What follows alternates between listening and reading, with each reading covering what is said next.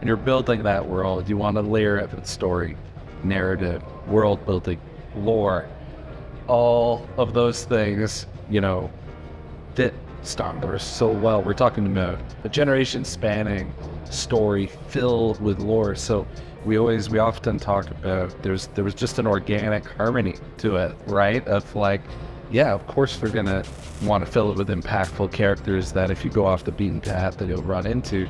That feels exactly what it should be in a Star Wars galaxy, you know what I mean? That I get to run around. It's the beauty of not just being taken on a roller coaster adventure in the world of Star Wars, but also being able to truly be in the world, explore it, follow your curiosity, and engaging with your own homes.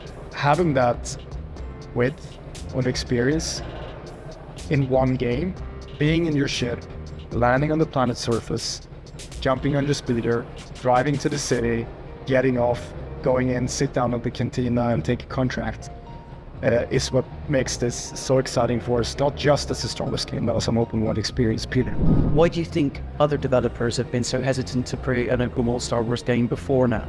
Is it tech limitations? Is it the fact that Star Wars might just be like too ambitious a world to try and contain into a game, or is it something else? Of course, we can't go to every planet in the galaxy, but these syndicates are spread out. The Empire is always there in the background.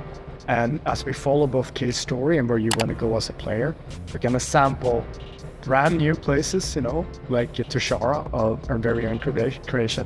And for the first time, true freedom to visit Tatooine, like we said, for example.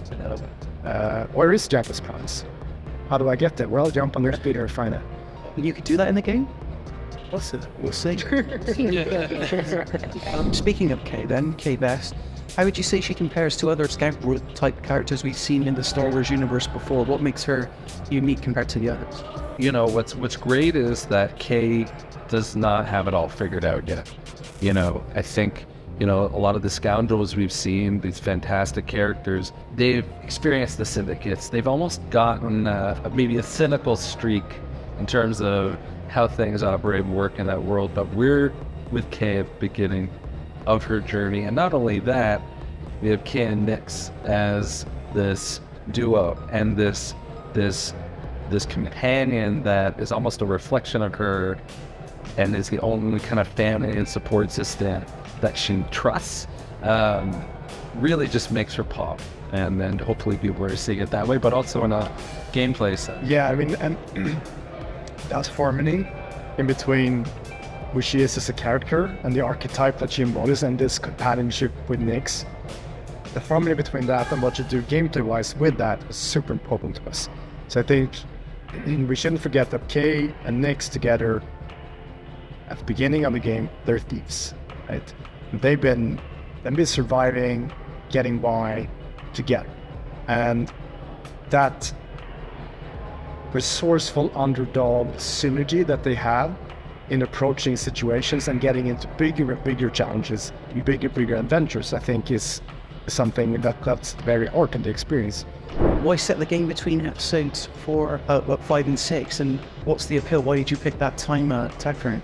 When we first started, we had quite a few fantasies we could look at in the Star Wars universe, right? But we landed on the scoundrel gens. And when you think of scoundrel, you think of someone who can steal, outwit, smuggle, charm.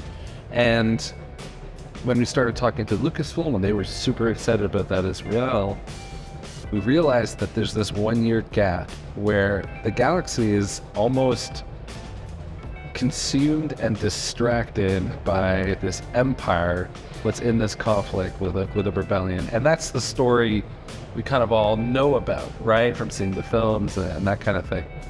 But it's a perfect spot for the underworld horizon. It's perfect for syndicates to be at the height of their powers. So it became this mission of like, well, if we're going to tell an equal story, this is the spot to do it.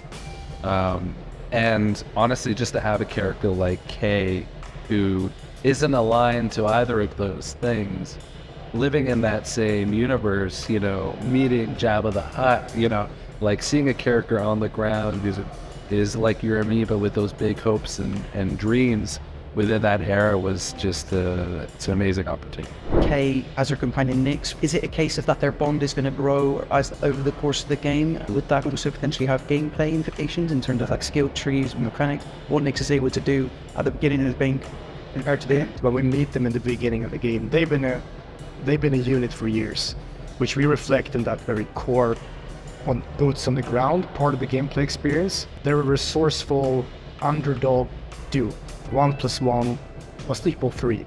They can do things together that they wouldn't be able to alone. In the spectrum from beef stealthy infiltration to, oh my god, we need to blast our way out of this situation. In a lot of ways, Nix is a reflection of Kay. This is the one being that she has trusted like famine her entire life.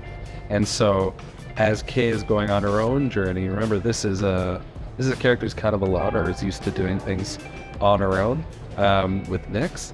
As she's going on that journey into the wider galaxy, absolutely that there will be an arc and some growth there. In the preview just now, obviously you mentioned that you've created an entirely new syndicate not seen before. And the Shia clan. Why did you bring that in as opposed to using one of the others? And was it tough to make them authentic compared to the syndicates that we've seen before? We're always looking to see what else we can bring to the table. What else is new but authentic in that world? And I think with the Shia clan, what we wanted to capture is really within the underworld, the contrast we can have between the syndicates and how they interact with Kay and how they have their own motivations and their own beliefs and their own, ways of operating. So that is kind of where Ishida clan was born from. And really, Lucasfilm on board right from the start. Was that ever a consideration to pair Kay up with a droid, or was Nix always seen as like the go-to choice?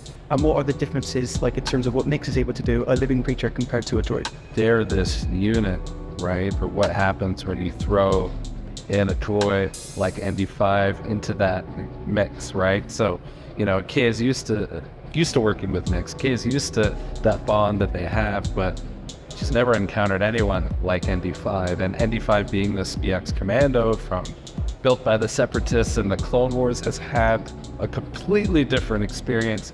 Has no real desire, to work with Kay, but they're on this journey to pull off this heist. So having those three have a play off each other is something that is, from a writer's perspective, that's exactly what you're for.